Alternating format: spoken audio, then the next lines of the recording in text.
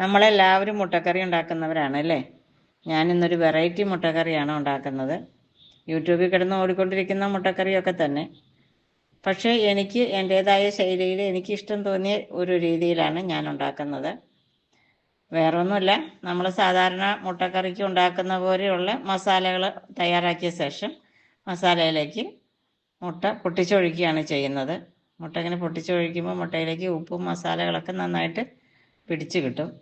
അങ്ങനെ അനക്കാതെ ഒഴിച്ച ശേഷം അത് മൂടി വെച്ച് നന്നായി വേവിച്ച് വെന്ത് വന്ന് കഴിയുമ്പോൾ അതിലേക്ക് 2-3 പപ്പടം വറുത്ത് പൊടിച്ച് ചേർക്കുകയാണ് ചെയ്യുന്നത്. അങ്ങനെ ചെയ്യുമ്പോൾ ഗ്രേവിയൊക്കെ ഇത്തിരി കൂടി കൊഴുത്ത് കുറച്ചുകൂടി ഗ്രേവിയൊക്കെ കൂടുതലായിട്ടും ഉണ്ടാകും.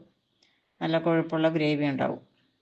അപ്പോൾ അപ്പത്തിനും ചപ്പാത്തിക്കും ഒക്കെ ഉപയോഗിക്കാൻ നല്ലതാണ്. പിന്നെ എന്നാന്ന് വെച്ച് കഴിഞ്ഞാൽ സ്ഥിരം മുട്ടക്കറി ഉണ്ടാക്കുന്നവർക്ക് ഇങ്ങനെ വല്ലപ്പോഴൊക്കെ ഒന്ന് മാറ്റി പിടിക്കാന്നേ.